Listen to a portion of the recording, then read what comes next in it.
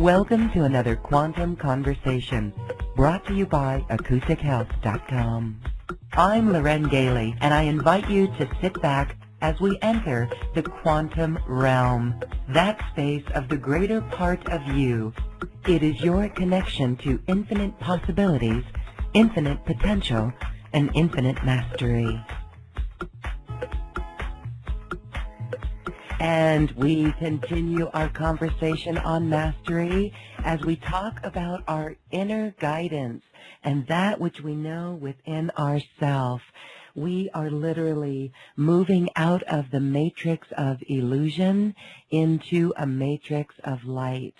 And my guest today is Anah Ma, who has an incredible story of how she discovered source within herself, connected to the greater picture, the greater all that is, while going through a very dark time in her life. Let's welcome Anah Ma to Quantum Conversations. Thank you, Anah Ma, for being here. Absolutely. Hello.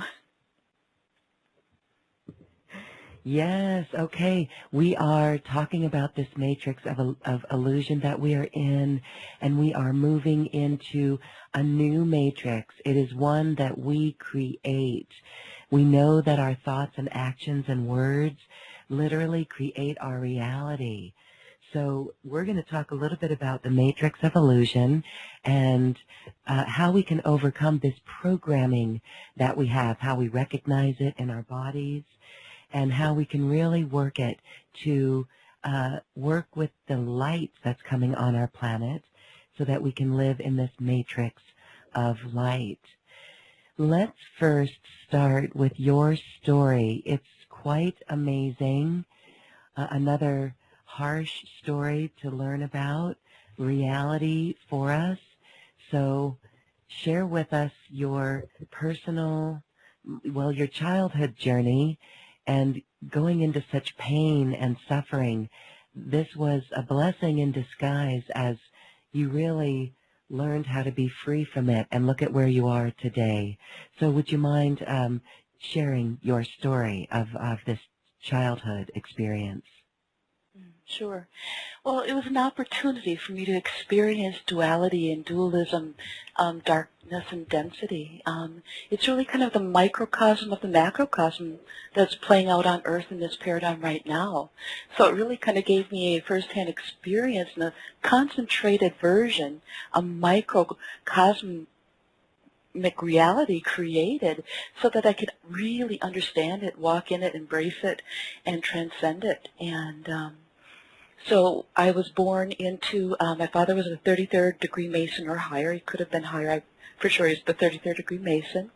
And was born into a satanic ritualistic cult. And for the first, few years of my life was used for torture and mind control. My father at one point, I was at a ritual where I was forced to do a certain ceremony, which would bring me into the order, if you will, and I refused to do it because it involved a sacrifice. And even after probably at that point 7 or 8 years of being programmed and tortured, mind controlled from infancy, I should have been so programmed at that point where it would have been automatic for me to do the ritual. But my soul, myself, I said no, and I stood mutely at the altar and refused to participate. And my father was so aghast and so humiliated, and so because he had such a position of power, for me not to do that was a big disgrace. And in his anger and his rage, a deal was made, and I was kind of given and sold to a higher order, if you will. And I was part of the MK Ultra mind control programming. And, you know, I watched the programming actually being tested in the laboratories, literally, like in airplane hangars that were converted into laboratories, secret locations, underground locations, hospitals, military bases. I was in all of them, and I saw, and I was used because of my awareness. I was very much a soul when all this was happening. I would literally stand beside the body that was being tortured, my body, you know, while they were literally like crushing a tooth in order to cause extreme pain and get me to bend to their will and to break my mind. But I'd be literally standing by the chair and looking at the black shaman or the whoever was, it was usually like a black shaman. They kind of specialized in working with the spiritual aspect of my being. And we'd be having a quantum conversation of a different kind. He'd be looking right at me as I'm standing beside my body in this kind of dentist chair in this torture chamber, while he had a plier on a tooth and we'd be crushing the tooth and be looking at me and we'd be talking telepathically. And, you know, now will you join us? Now will you come with us? Now. And so what they did was they tried to do everything to get me to give them my soul, to give them who I am, so that they could use me for their will.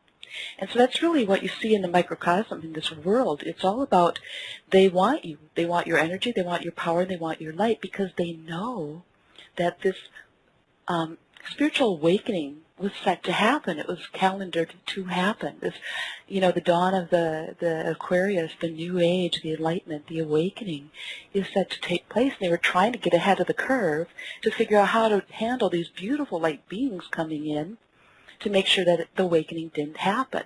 And so they learned how to mind control, vibration control, frequency control, how to control the body, the subconscious, how to program decades and decades and decades ago, hundreds of years ago, to how to control the human so completely to create, you know, take a beautiful, free, liberated soul being, having a human experience, and create them into a slave.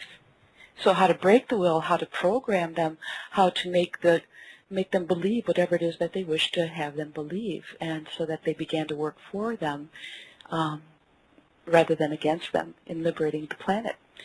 So, yeah, for the first 12 years I was in the MK Ultra program.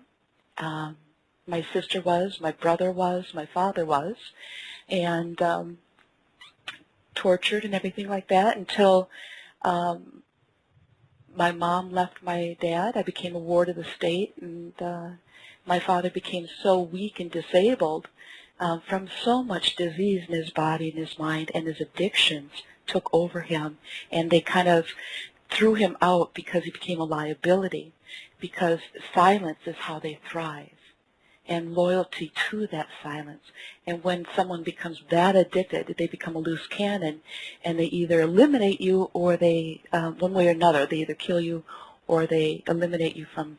And he was so loyal to them, you know, he was so much a part of them, he was no threat as far as exposing them, so he just lost his seat of power. And then that was how we got out of the cult, out of the MK Ultra program, etc. And then I became a ward of the state when my mom tried to kill me, and kind of put in protective custody, if you will, for the next 5 years, and went to 14 different group homes and institutions and psych wards and jails, and they were all different types of homes for me. And until I was 17 years old, and I figured out at 17 and a half years old that I was that if I ran away from the state, they wouldn't follow me or pursue me, because I was so close to being an adult.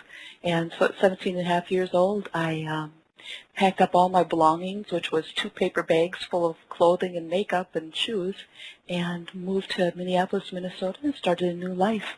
And I literally chose to, you know, forget everything about the past. And what helped forget was that I had multiple personalities. I had dissociative identity disorder, so I wasn't aware of all that had happened, but I was aware of, you know, the addictions in the house and the physical and sexual abuse in the house. Or I wasn't aware at that time of the sexual abuse, but, you know, the physical, mental, emotional abuse and the addictions and things like that. I knew I came from kind of a messed up experience.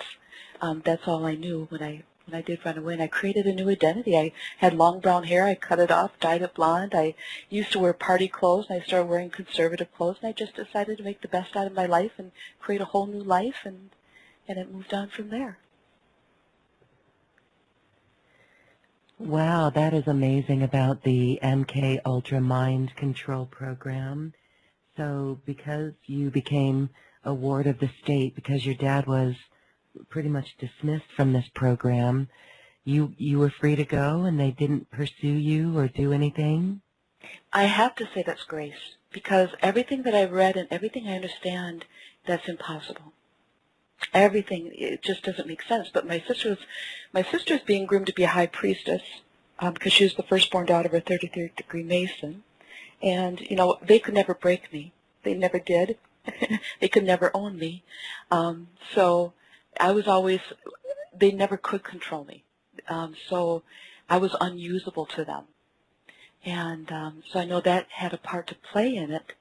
But the actual mechanism of how one, and because they knew I had absolutely no conscious awareness or knowledge of anything that happened, I couldn't tell you even 10 years into, or 8 years into my therapy, names and specific names and places and identities or anything that would identify them because of their mind erasure and their mind control. It was so complete, it was so fantastically done that I was really no threat to them.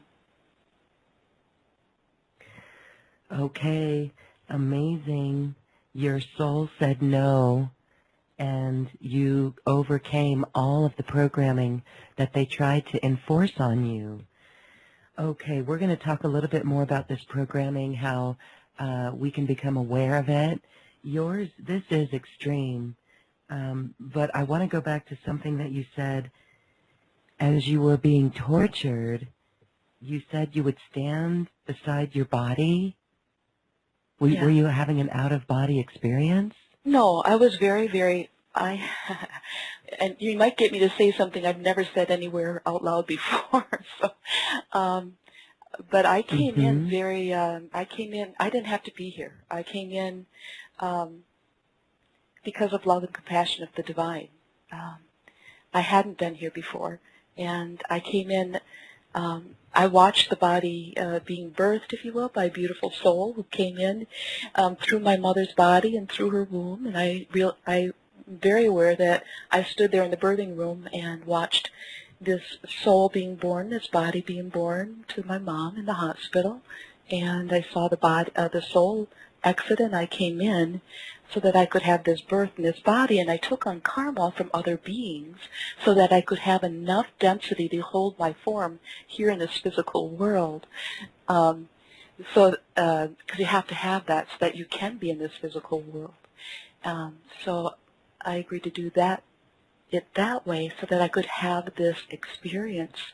And again, it was such a complete, total program of everything that is going on in this third-dimensional illusionary world. And so, yeah, even all the time, throughout the entire 12 years I was there, I was always healing children, and I brought a baby back, you know, from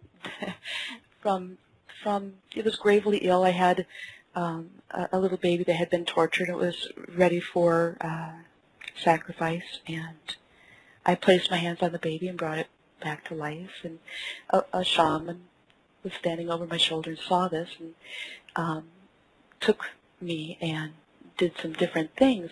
I always paid a heavy price for it. There were children in the cages, and I would sing to them, and I would teach them where to put their minds when they were being tortured, and I would show them, you know, what to do to go into the light, to go home, rather.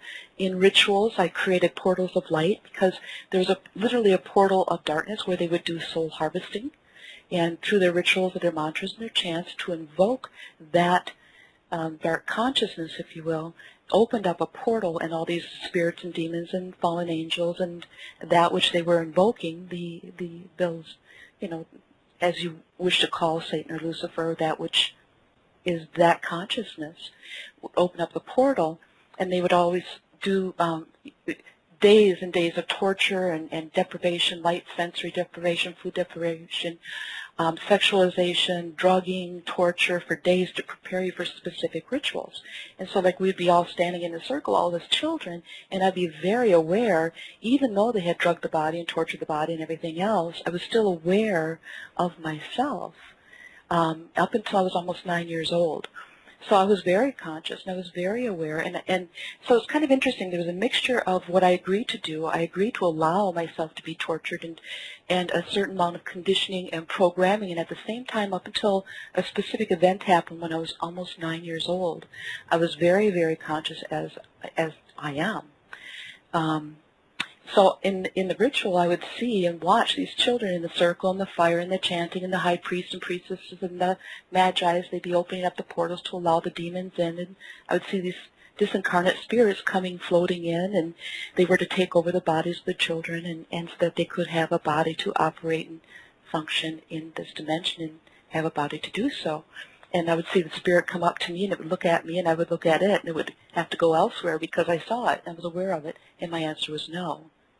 And also, like in these ceremonies and rituals, I would see the portal where they would do the soul harvesting, and I would open up a portal of light, and every opportunity I had, I would teach the other children, the children in the cages that were about to be sacrificed or tortured, where they would lose their mind, how to go into that light and go home to the beloved instead. They hated me. They hated me because they couldn't control me. They couldn't break me. At first, they tried to break me by, offering me, getting my soul, my power, getting me in alignment, in agreement with them, to give them my power, to get into alignment with them so that we could work together by offering me all the power, all the position, all the status. But it was nothing I wanted. And then they tried another level where, they try to coerce me into it by inducing a lot of torture and pain beyond control and beyond bearability to get me to give them my soul and to come on board with them and to work with them and be part of them. And again, I refused. Well, then they took it to another level and started doing it to other children and other animals, and still I would have to hold my ground and say and feel, you have to do what you have to do, but my answer is still no. And then the ultimate level was watching my sister going through extreme torture, etc., in order to get me to say, okay, stop what you're doing, I'll come on board with you. But it never happened, and I never would, and I never will. Of course, because I'm here as in the love and the light of who people really are and what this planet really is, and to bring people back into their own divinity. And so really they couldn't control me, but those experiences were just, like going to kind of Harvard, if you will, getting your PhD in mind control and energy control and the mastery that they had attained, so that I could see what they were doing and how they were doing it and how it affected mankind and humanity. Wow, your story is quite amazing. It's very deep and intense. And so you are a walk-in here to shine the light. I'm not a walk-in. No, not a walk-in. But you came in watching the soul in the baby. Okay, so maybe that's the wrong word. But you were conscious of that coming into this infant, into the baby in your mother's womb, or after she gave birth? The vision of, and I didn't remember it until I had a vision, and so I'm standing in the hospital room, and the beloved master, I was standing in the hospital room watching my mother on the bed, and I watched the baby be delivered, and I watched the baby's, with a soul completely intact, beautiful birth, even though it was a torturous birth because of what happened to my mom while she was pregnant.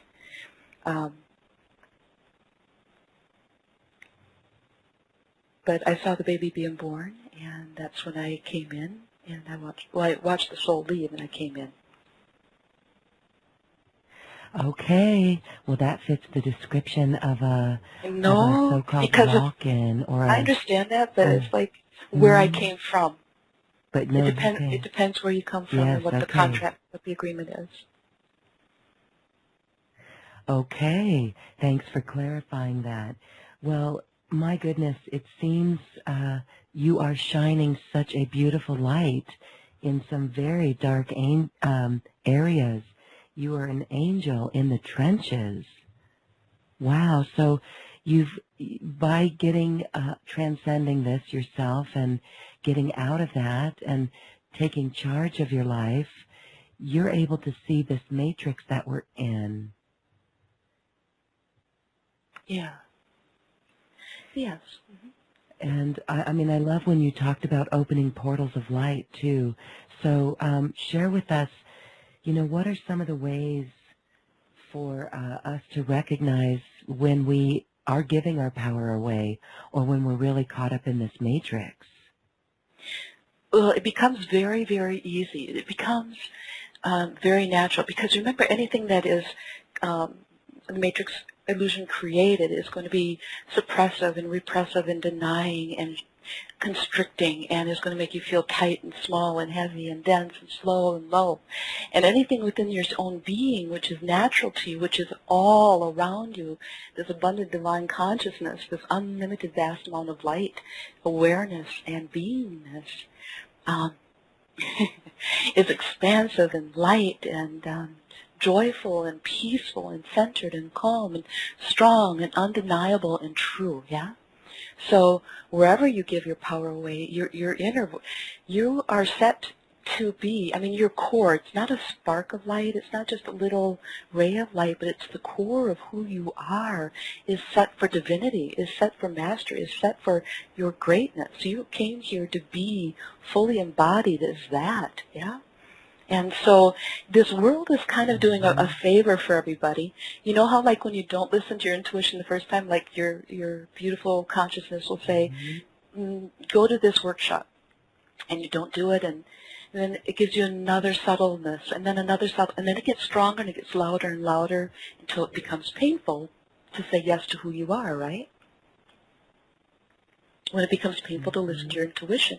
Well, that's exactly what all that the world is doing for us. It's just saying it's time to wake up. It's just getting louder and louder and more painful and more uncomfortable and more unbearable. And it's a beautiful opportunity, a gateway into your divinity.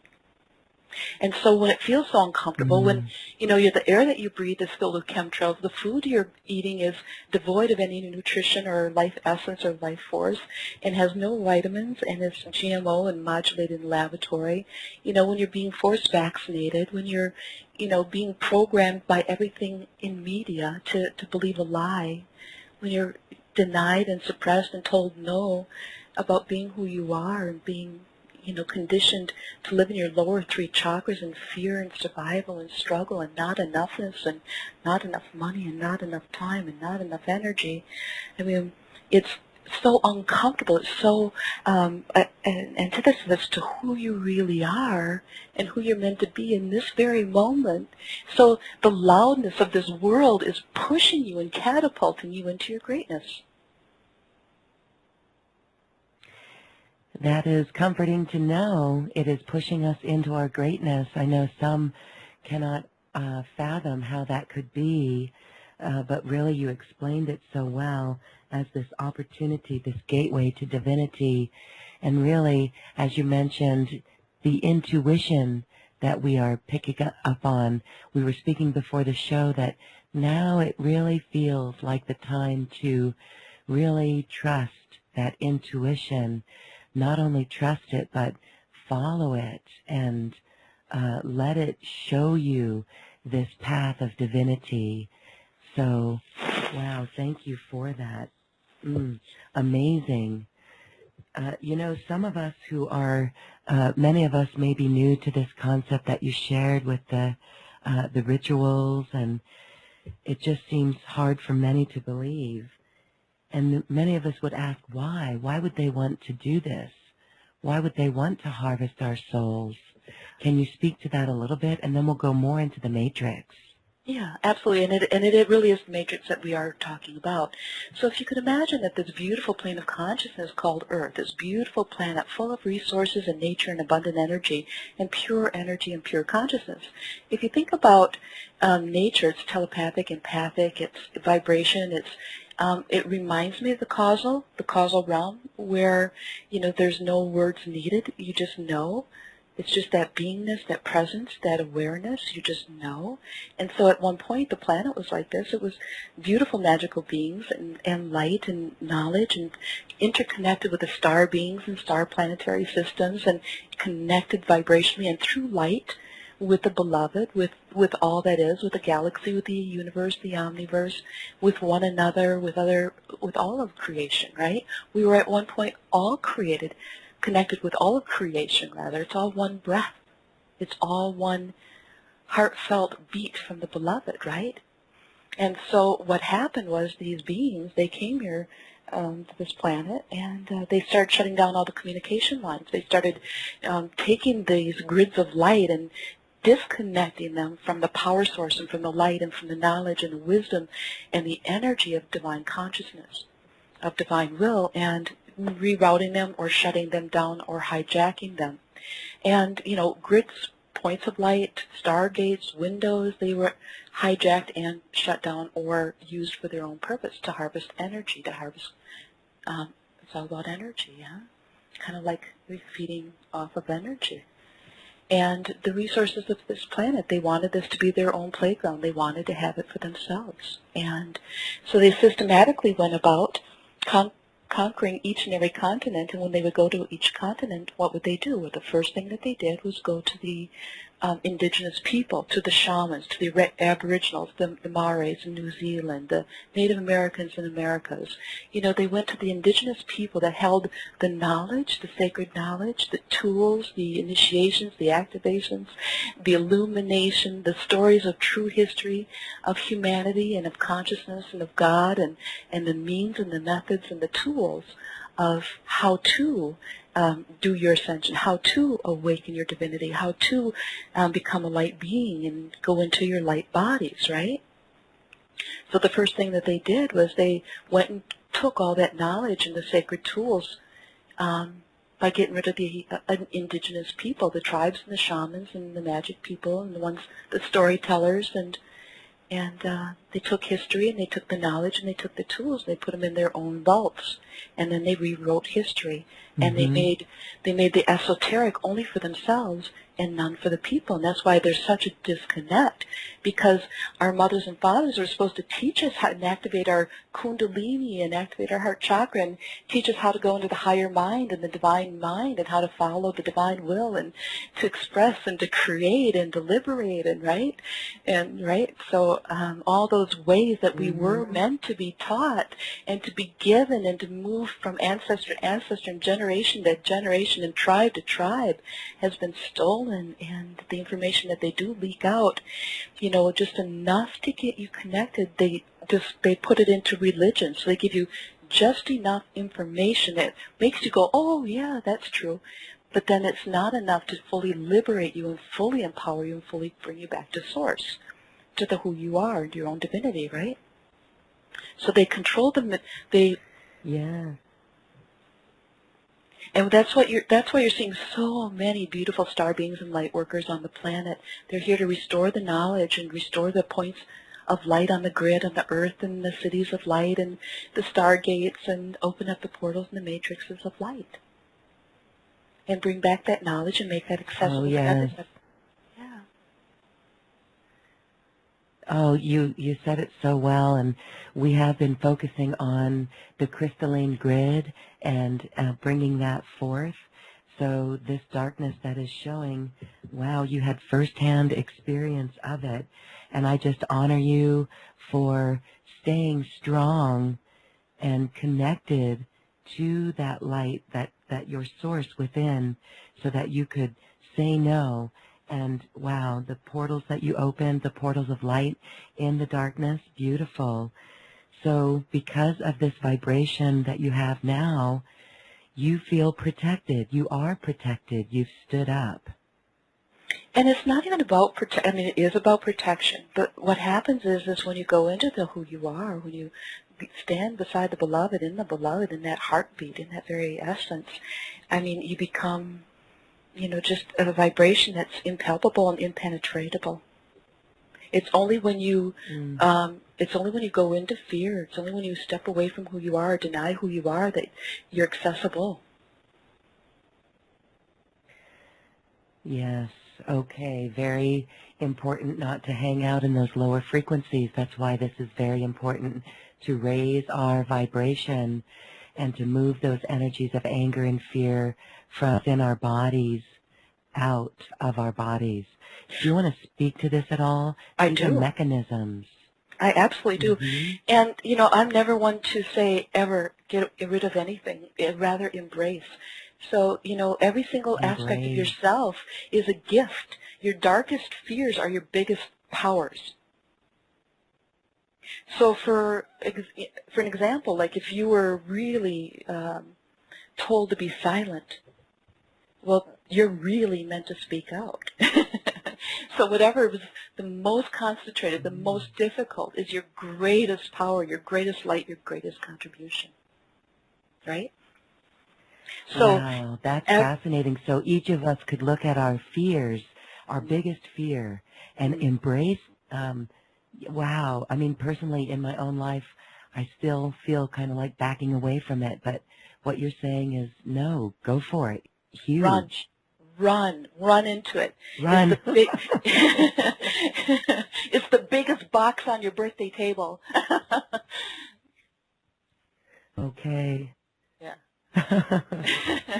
And every single aspect of yourself, every single aspect of yourself. So one of the tools that really help make it really simplify it is see everything as a child, because it really is. It's until it matures vibrationally, it's a child. So the wounded aspects of the self, of ourselves, are simply parts of ourselves that haven't been in the light to be able to grow and mature back into its full strength and full potentiality. So instead of seeing something you don't like about yourself, go, there's a hidden gift there. There's magic there. There's life there. There's part of me. My sacredness is waiting for me to bring it out of the darkness and back into the light. My heart. So instead of fearing your pain or judging your pain, that's what they taught you to do. They said your fear is bad, your anger is bad, your sadness is bad, your grief is bad, your discouragement is bad, your frustration is bad. Everything is negative. And that's what the New Age movement was here to teach. The New Age movement was created to keep the spiritual people actually disempowered by giving enough truth but more disinformation so that you never became free and liberated.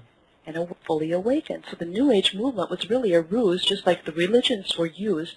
Master Jesus and the Buddha and the Gandhis and all those beautiful beings, they never created a religion. They only brought truth and illumination, right? It was man, it was them that used the masters to get people to give them their power. So then they have you. Okay. Well, you speak of this power. As we know, the great masters of the Far East were able to embody, and then they were able to evolve into bilocation, instant manifestation. So that's where we're going. Let's look a little bit more about the matrix and this illusion and overcoming it. So it really is, would you say it's like the movie The Matrix that so many of us have seen? And I'm glad is it? Okay. 100%. And when you look at it, but it's reversed because they do everything in mirror opposite. They tell you that good is bad and bad is good. Their light is our darkness, and our light is their darkness, right? They always do the opposite in the mirror. Yeah. So in the movie The Matrix, I mean, it's extremely real, extreme. I mean, I was amazed when I saw that, how much they were, like, revealing and, like, everything.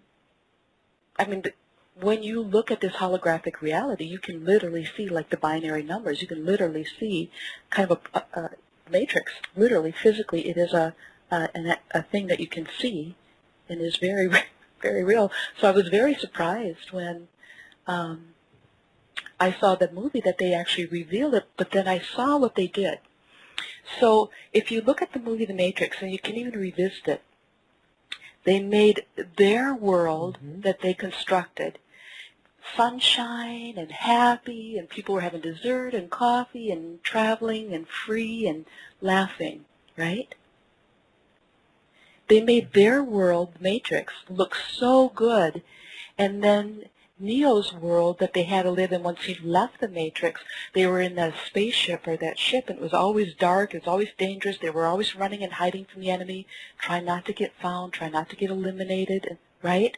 They're always running from their soldiers, from their artificial intelligence, from their agents, right? Always afraid for their life, always being hunted down, always being dangerous. And then if you look at toward the end of the movie, there was them eating gruel on their gray ship in gray energy in this mechanical metal, and everybody was miserable, and it made them feel like, well, why would I give up having steak in a beautiful restaurant and traveling to Paris in the Matrix, where I would really be happy and enjoy to live on gruel in a spaceship and running from the Matrix people, right? So there was their inverse. In reality, the beautiful light and having everything in that light and that happiness and that fulfillment and that joy and that expression is the matrix of light. And living in the spaceship, eating the gruel and running in fear for your life is literally the matrix of illusion. Okay, so give us some ways that we can identify this in our life, how we get caught up with it. I know many listening would say every time we turn on the TV, that's the matrix, that's the even the mainstream media, the news. And I come from that, so I know firsthand how these stories, we're told to do stories that are not stories, and we're told not to do stories that are stories. So I can see how that works. But what are some other ways? And I think maybe it's the programming, these belief systems that we have. Again, that ties back into fear, what we were talking about earlier. Absolutely. Everything is about scarcity and lack and not enough time and not enough energy and competition, right or wrong, good or bad. Everything is divisive, and it's the old paradigm of divide and conquer. Everything. In commercialism, or consumerism, rather. Yeah, we're seeing that. Here's a very beautiful gift, is don't want. It's like going on a detox or a diet. Don't want. And what I mean by that is like you're taught that what's outside yourself is what's going to fulfill you, is going to make you successful, is going to make you happy, is going to complete you. They want you to want. Then they have you. Then they have a way into you. If you want the latest phone, if you want to be accepted, if you want to be liked, if you want to have prestige or power or anything, if you want to have the dream family, if you want to have a soul mate, you want. You want something from them, the matrix. So hear me out. In reality, you would have been taught, had you been born into a divine consciousness, awakened planet system, you would have been taught to go within for everything, yeah? And go with the desires of your heart. So in the base of everything you want, what the material world, the consumerism is playing on and preying on is your desire for happiness, your desire for peace, for calmness, for fulfillment, for joy, for expression, for freedom, yeah? All these are absolutely beautiful wants. But how you get them fulfilled determines your true level of freedom.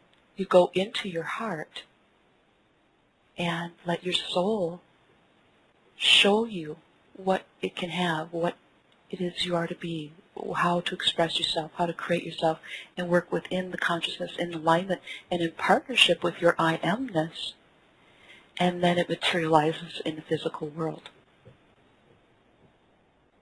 So when your intention Yes, okay, is we can see that. Mm-hmm. Go Go ahead, I'm sorry, go. When your intention is No, to go be, ahead, please. when your intention is to be love and happy and fulfilled and joyful and benevolent and giving and of service and of devotion and creative and expressive and empowered and powerful and abundant and healthy and vibrant and well-being, these are what you put out to your essence, because this world cannot give it to you. So you take your energy, unplug yourself from that matrix that says it can give it to you. It will give it to you if you buy this or do this or have that in the physical world. But instead, move your energy, unplug it, like literally take a cord from the wall and unplug it and plug it into the true light source, the true source of all that is and all that you can have and all that you can be. And that's done by going into your heart and surrendering to your greatest self and saying to your divine essence, your divinity, and saying, all I want and all I wish and all I desire is to be that, to be who I am, to be that I am, to be fulfilled in being who I am, to share who I am. Make that your mantra, make that your desire, make that your prayer, make that your choice, make that your focal point, your focus, where you give every bit of who you are to. Because that's how you create the alignment. That's how you raise your vibration. That's how you open up your intuition. That's how you can allow yourself to receive goodness. That's how you can tell a temptation or a habit or an illusion or a manipulation from truth. Because it's going to come feeling expansive, feeling empowering. It's going to open up opportunities and doorways in this third dimension for you to have even more and even greater. But the fulfillment comes because you're receiving the true essence of it. So you can have the money, you can have the home, you can have the soulmate, you can have the children, you can have the job, you can have the title, you can have the business, you can have the philanthropy, you can have it all, but it comes from source out into the physical rather than you going to the physical and bringing it to you. Okay, yes, it does come from source. So you painted a very clear picture of this mirror effect where we are going to do the opposite of what we've been programmed, right? We teach our children in sports when they're young to be competitive. We have to do the opposite of that. And this is what you knew coming into this lifetime, and what so many of us listening to this show knew when we came into this lifetime. We looked around and we saw, no, this isn't really quite right. So beautiful now that what you're saying totally corroborates what the great masters and spiritual teachers say, is that we really have to do the opposite. And it's that opposite that attracts that new reality for us, the new matrix of light. You become vibrational alignment with your own divinity. You become in vibrational alignment. Your answer is yes. This matrix is no. The light says yes. Yes, okay. Vibrational alignment with your divinity. It's so beautiful. And then you can also use the light, to transform your consciousness, because, the people always say, my monkey mind, my mind's just doing this, and the mind is literally scientifically grooved in habitual patterns and pathways and synapses to create the same outcome over and over again. So we want to dissolve those pathways, create new neural networks and new pathways and new grids of light within your own brain, within your own level of consciousness and awareness and awakening that's going to connect you with the divine mind, with the all that is, right? Where it knows no limitation, no lack, no need, no suffering, right? Only the love which you seek and the peace and the harmony and the bliss and the oneness and the cooperation. So we're going to dissolve, decommission the old mind and the old neural pathways by creating a new pathway and new habits and new patterns, which actually invoke the language of light into the brain, into the mind, into the cells of your body and your organs and your tissues, into your heart, into your meridians and your chakras, and into your pineal with the true information and the highest knowledge of the cosmic divine that can actually restore and re-heal your body, restore your mind to peace and calm. The mind kind of got wild. It got kind of, it's like a child. The mind has become a child in humanity where when you don't give it the proper food and nutrition, where you don't give it the proper care and love and attention, you know, the child has a need, and without the structure and the love and guidance, it becomes pretty wild, right? It becomes uncontrollable, and it becomes angry, and it becomes scared, because it doesn't know what to do. It doesn't have the guidance of the love of the parents. And so we want to go in and love the mind and not punish the mind and not reject the mind as bad or wrong and the monkey mind, got to put it aside, got to kill the mind, got to kill the ego. No. You go in and allow the mind to take its proper role in serving the soul and serving the divine mind and fulfilling its part in the light in this third-dimensional world.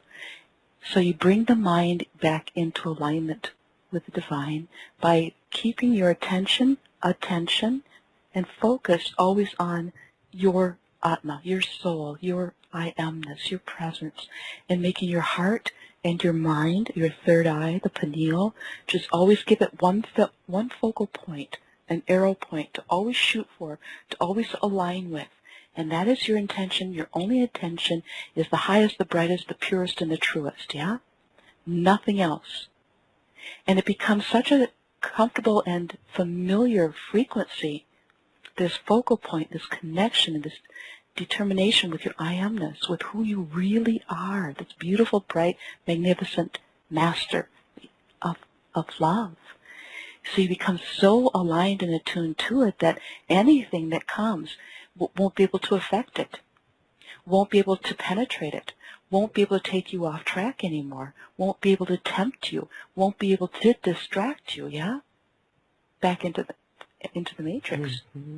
Because you're going to be feeling this harmonious frequency, this beautiful love juice from your beloved I am, encouraging you, dancing with you, singing with you, and being soft and gentle and loving with you to help you remember who you are.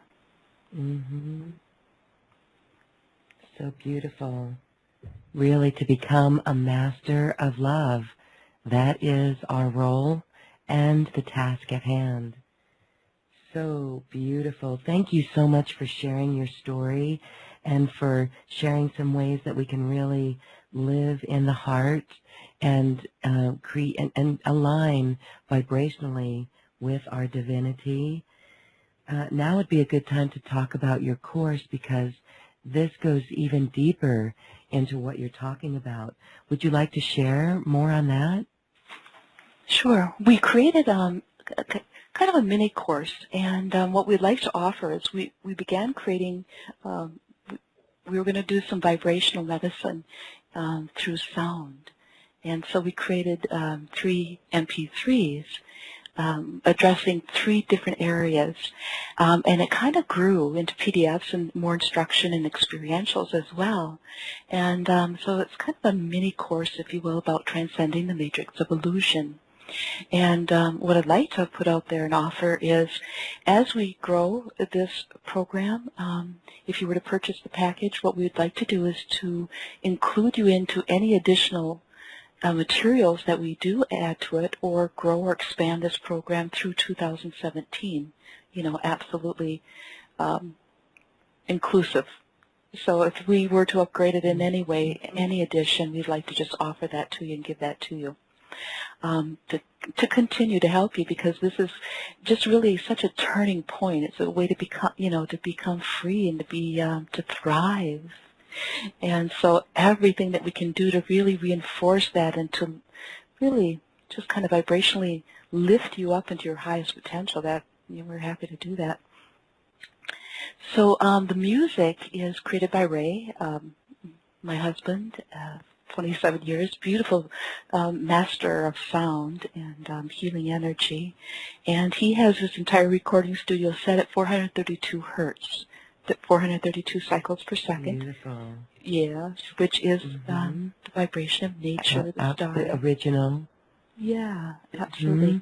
The original part before the, go ahead. Before the Matrix detuned it or changed right. it. Exactly right. In the early 1950s, they realized the healing power and the liberating power of music, and in the 1950s, they commissioned it to change it to the 440. And what that does, just that subtle difference of 8 cycles per second, when you listen to music in the 432, you feel, you experience, your breath is slow, you feel warmer, you feel more heart-centered, you're more present, more experiential. When you listen to 440, it takes you out of that experiential, that feeling, that heart space, that centeredness, and it takes you up into the mind, and it's discordant. So like when you hear a piano out of tune, and it goes ding, and it kind of just off tune, it kind of hits you wrong, right? It just kind of, So imagine listening to entire musical scores done in that kind of, it's misaligned with nature, with truth. So set at 432, what we did was created 7 PDFs, and the first one goes more into what the matrix is and how it may be affecting you. So give me more detail, more insight, more information about that. And then the next 3 PDFs and MP3s are the solution. So here's what it is, and then here's the solution. So the first level is about healing and forgiveness and releasing. The first PDF, there's a PDF about instruction and giving you tools, and the first MP3 is also instruction tools with the music in the back to also assist you vibrationally and open up your heart and allow the healing process to really begin, because we can't become whole and we can't become free until every single aspect of who we are, our beingness, is brought back into the heart and back into wholeness and back into love, right? So we open up the doors to any part that we've rejected or any part that we're afraid of or any part that hasn't been forgiven or been seen or heard, and that could be our greatness, that could be our fears, it could be any and every part of our being. It's like we bring them in, we see them as children. The anger's not bad, the fear's not bad, the unforgiveness is not bad, the addictions aren't bad, the disease in the body is not bad. It's just missing and lacking in the love and the compassion to bring it back into the wellness and the state of being it's meant to be. So we love our bodies, we love our illness, we love our sadness, we love our anger, we be a listening ear to it, just as we would a friend, or just as we would our own child who's troubled, right? We don't say, oh, you're bad, you're feeling sad or angry or frustrated, go in the corner, go in the closet, lock yourself in and don't come back, right? What do? We get down on our knees, we embrace the child, we embrace their sadness, we give them space, we honor their feelings, we honor their experience, and by doing that, it vibrationally shifts it, right? It heals it.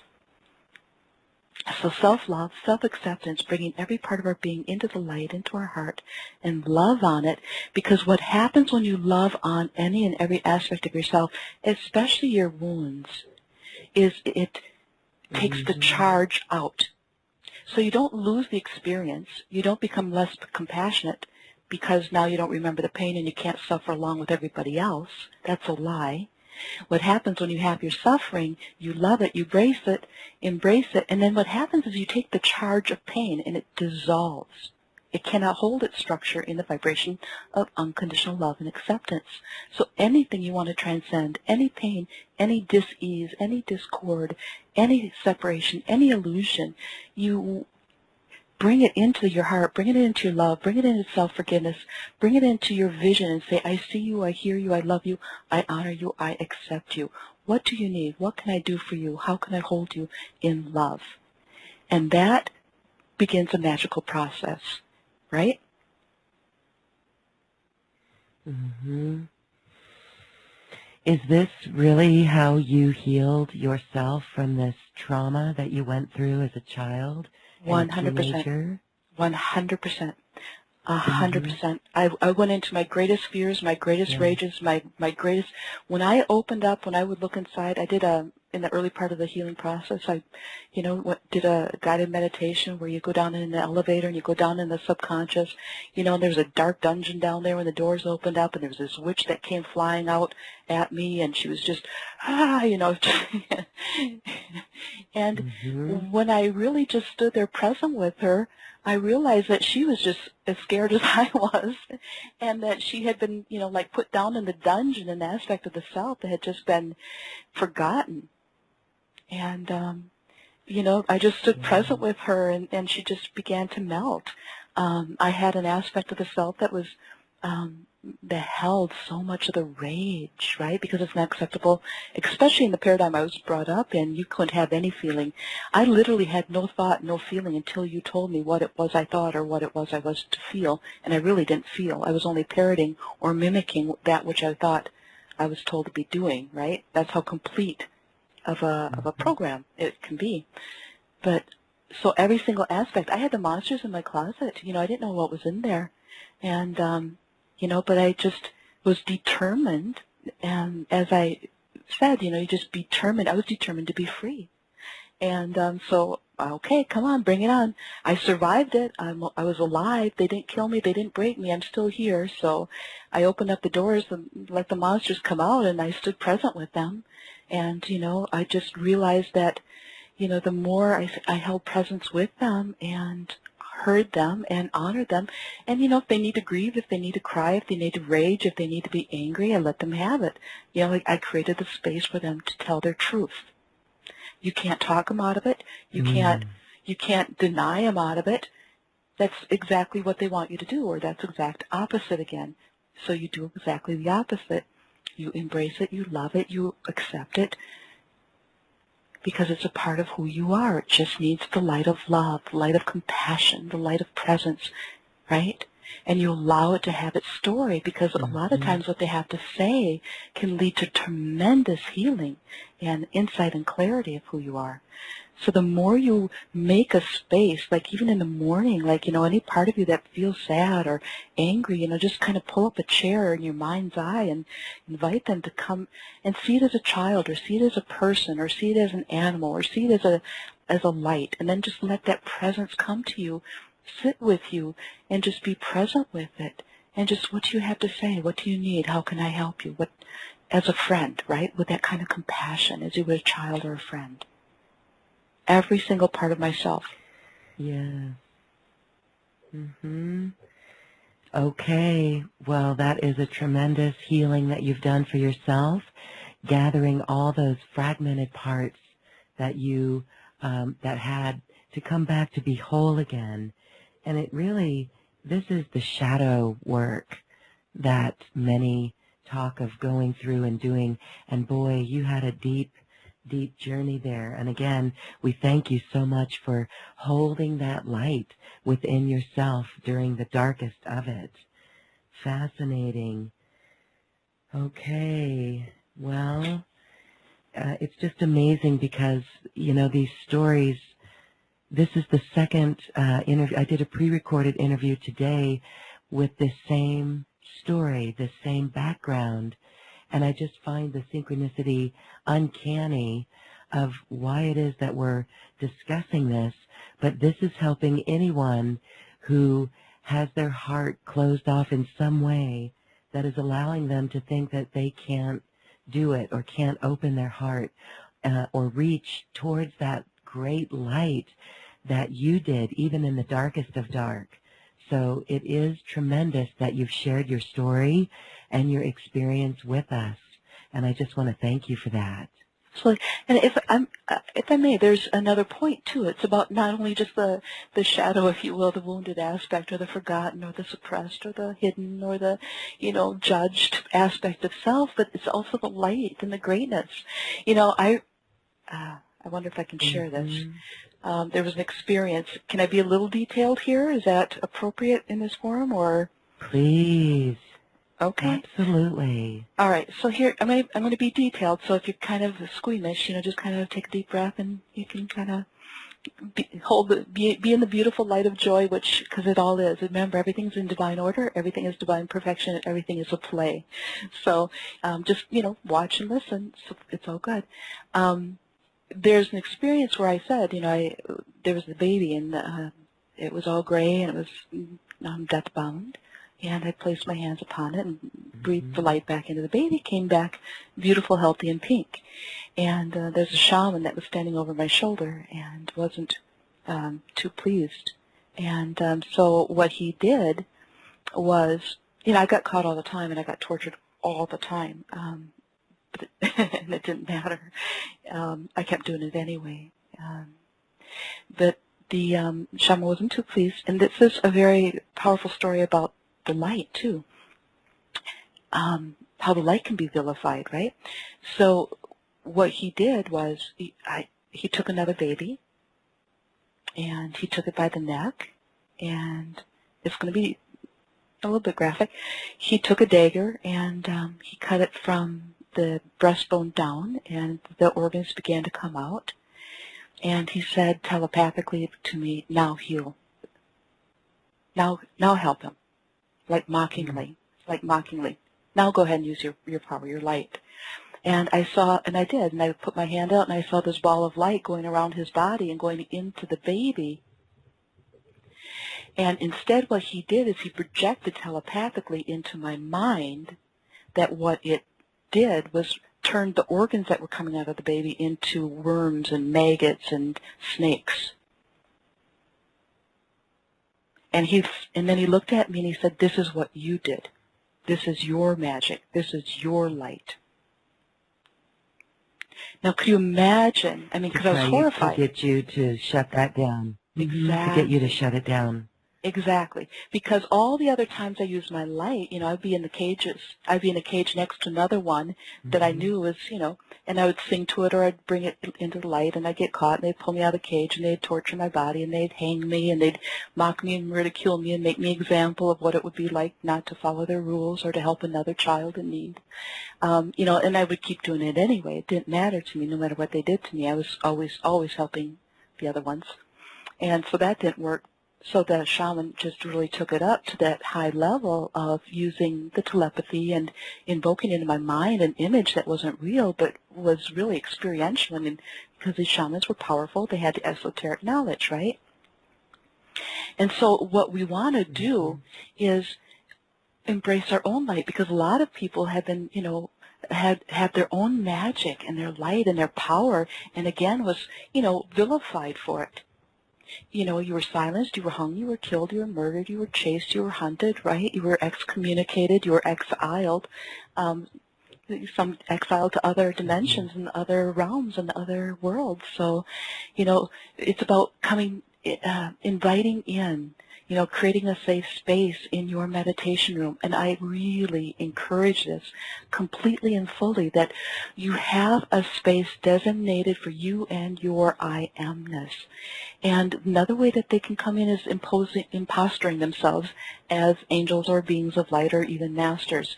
So you really want to, for a while, to really get this frequency down, to really get this connection strong and bold and clear and true, heart to heart between you and your infinite I amness, and really get only that. So don't do the tarot and don't do the invoking of other beings. Your I amness, your Atma, is completely, fully capable of that and everything else, right? It is the pure divine that you are, right? It's pure source. It's everything. So invoke your I amness, your who I am, and make a relationship and a connection with that becomes undeniable. And don't allow them to have any other influence to come in.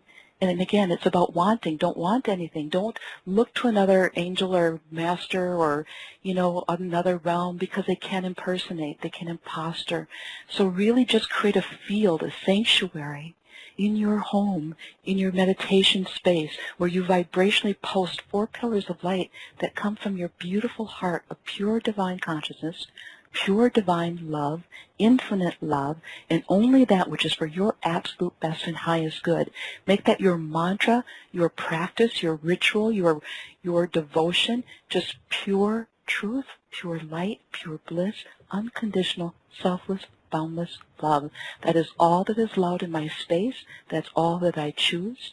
That's all that I am. Pure, infinite love. And so then you can create that relationship on in that knowingness, that vibrational frequency, that exchange, that song, that dance, that breath, that intimacy with your own beloved self, right? And it becomes so pure and so strong and so sweet, like the best melody of the cosmos, of the universe, that you want nothing else and nothing less. And nothing can penetrate it. It becomes like a bug repellent. So we have some stray kitties that we're kind of feeding and taking care of, and we gave them a pill the other day to help them with the fleas. I don't know how the pill worked, but we gave them a pill to help get rid of the fleas for them, and within 30 minutes the fleas just started dropping off. So your light is that way too. It's like it becomes so pure and so clean and clear that negativity just bounces right off it. It repels it. It just drops right off. It can't penetrate it. So you don't have to fear, you don't have to protect, you be proactive in what you do intend to experience. You do intend to be the embodiment of love. You do intend to be the embodiment of truth, of light, of love, of joy, of bliss, of abundance. Yeah? So that becomes your protection. Absolutely. Okay. I know that we've heard that as we begin to shine brighter, there may be it's like a moth to a flame. And so we do have to consider in the beginning, until we fully anchor that frequency, ways to protect ourselves.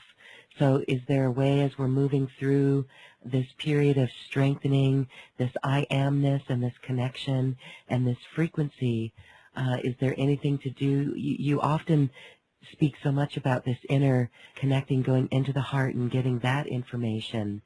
And is it that connection that's going to keep any of these like negative moths, so to speak, away? Yeah, well, it is really about desiring and really being specific about your desires and trusting and having faith that whatever you really want in the physical world is going to come to you in a higher, brighter, better way than you can even imagine. So it's about faith. It's about building that faith and that trust that the divine knows what you want even before you even have a desire, right? That the divine, you have your blueprint, you have your master, you have it all. It's all within you. And really it's about going from I want, I need, I'm asking, where is it? Is it going to show up? Can I have it? Am I worthy? Is it okay? To being your true master self and saying, this is what I choose. Let me be very clear with the universe, with my heart, with my love that I am, and with my soul, and with my beloved infinite.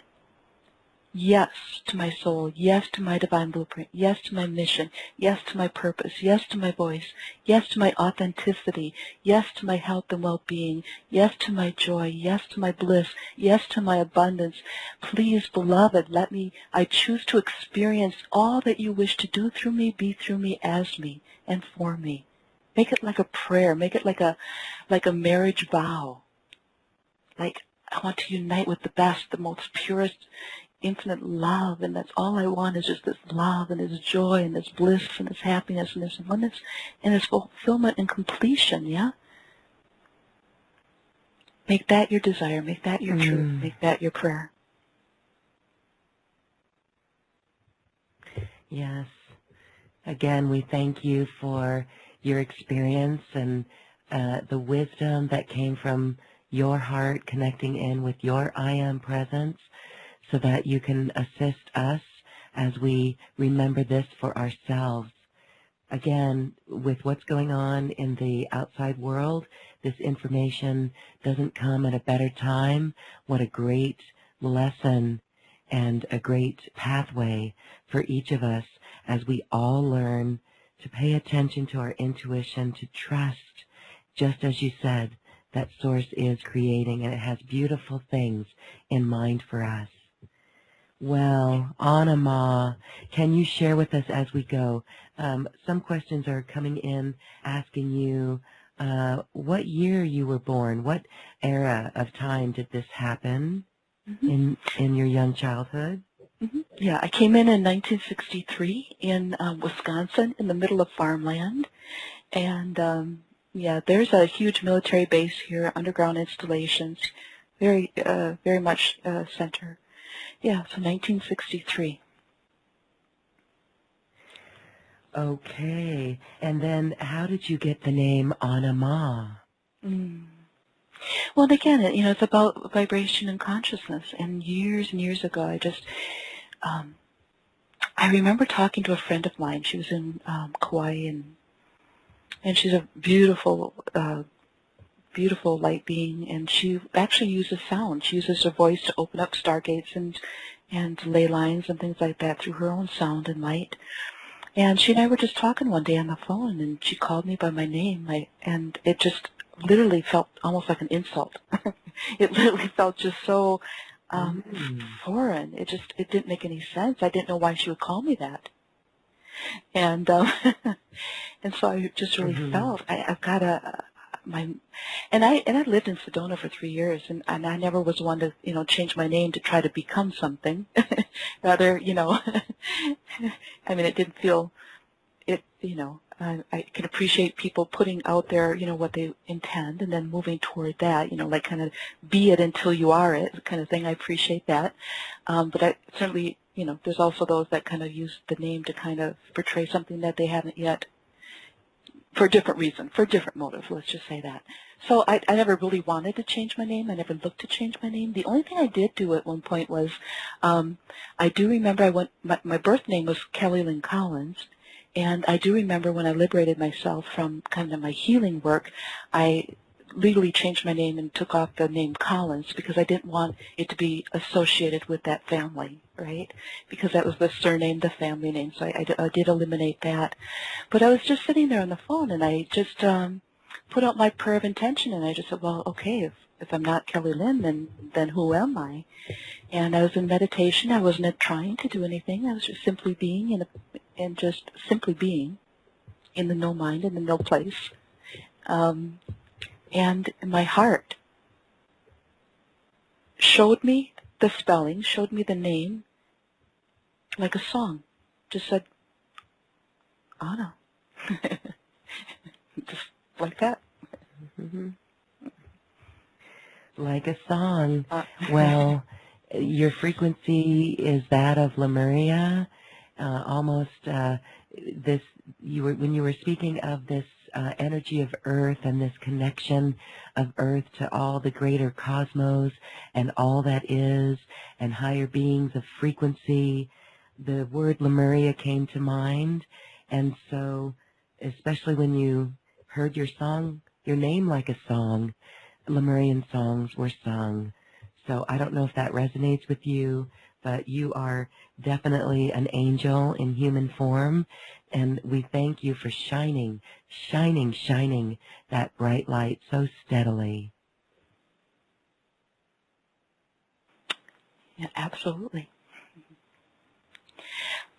We could go a little more into the package if you wish, if you have. I think we just kind of... yes, please do. Again, got sidetracked off of that. So you were going into the more solutions of getting out of the matrix. Right. So the first part is the healing, forgiveness, and releasing, and you get an opportunity to just listen to the music. And the first one is teaching. The second one is experiential, to take you into a meditation activation, just to allow your heart to open up and whatever's ready to be released or transcended or transmuted, embraced. The music empowers you to do so and supports you in doing so. And so the Matrix of Illusion package is really a 30-day mini course where you just really allow it's about immersion. It's about unplugging from the outside world and really connecting back into the heart of who you really are. And so this is a 3-step process to help you do so. So there's the healing, forgiveness, releasing. The second part is self-mastery, and the third part is liberation and celebration. And the third part is really a beautiful music piece to bring you up through the chakras and to help you ascend into a higher state of being and awareness and presence, so that you can know what it feels like to be there, so that you can like reset your frequency, your homing frequency, so that becomes like your homing point. So you don't have to go back into the illusion ever again, just raising your frequency, your consciousness, and your presence within your own being, and connecting with who you are and holding that point at all times. The second part, part 2, I think, is remembering your magnificence. And these are 4 live activations that we recorded, put onto MP3 for you. Clearing the blocks that are hidden from you. We go into the DNA, the RNA, we go into cellular memory, and anything that is hidden from you, it's bringing it out vibrationally for it to be healed and cleared and released. The power of forgiveness, awakening your remembrance, and empowering your mastery. And they all build on one another to help you bring out that which is hidden, bring it into the light, bring it into your consciousness, and help you stay present with your true self. Item 3 is the transformational power of self-love. Again, it was a live activation that we recorded onto MP3. And it's just bringing you back into remembering you home. And so you do know the way home. You have everything to be home. You are home. And it's just really about removing the pieces of clay or removing the clouds. You're always shining. You're always illuminated. You're always a master. You're always a being of light. There's just little clouds that are keeping you from seeing, that are obstructing your view of your light and your experience of your divinity. So we're just removing, gently, transcending, transmuting these clouds that kind of keep you from your true divinity. That's all. It's not that you're trying to become. You already are, and you're in the state of allowing and remembering and being and making space for it. So, yeah, holding more light in your body so that you become it. So the activations, the next group of activations that we're offering is anchoring your divine potential. These are 7 sacred initiations we did when we were living in Kauai. So they have the added frequency of the dolphins and the beautiful Mother Kauai energy that's like a womb that embraces you as you receive light and sound to help you awaken your potential. And so those 7 are a powerful series, tapping into your sacred self and receiving blessings. Item 5 is a live group activation experiential that we'll be offering on April 19th. And you can listen in by phone. You can join us by internet. From your computer. We will be recording it, so you will have an MP3 if you can't make it live, but also so that you can replay it and go deeper each and every time. Item 6 is to help you, encourage you, support you in going even deeper in what you're ready to receive and allow even more into your life at this point by doing a session one-on-one with myself. We also have a 3-month mentoring coaching empowerment program or package, if you will. 3 months, 8 sessions with myself where I hold you in the light and in the consciousness and help you go deeper into your own true essence. And item 7 is my book, The Light at the End of the Tunnel. And that's the package. That is a beautiful package, and it's really going to help those who are ready to fully embody more light. Thank you for that. With the session, you can get that for half price or receive a discount towards the personal coaching that you mentioned.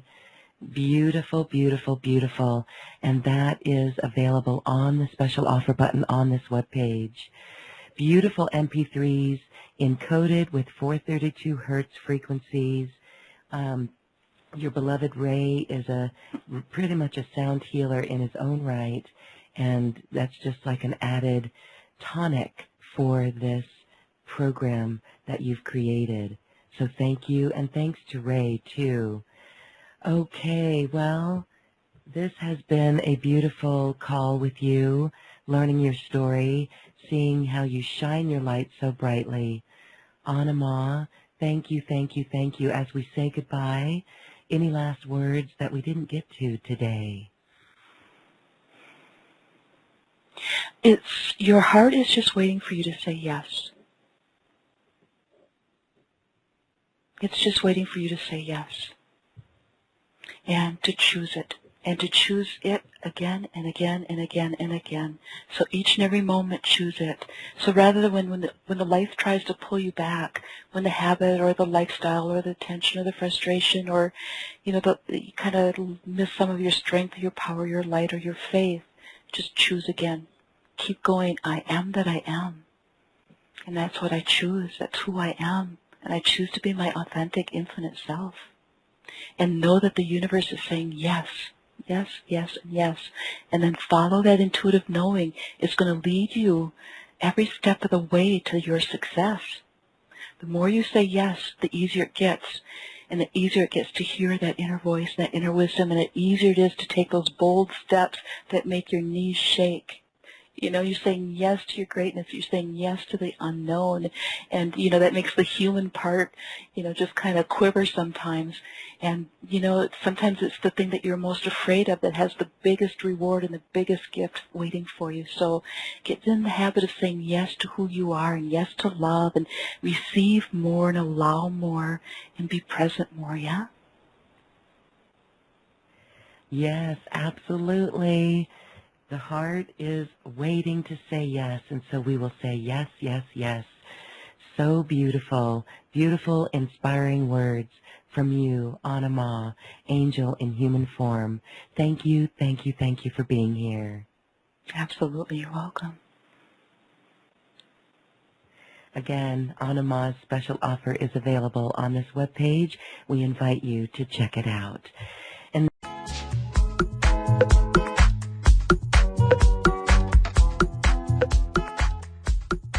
thank you for listening. If you've enjoyed this program, please share it with your friends and loved ones.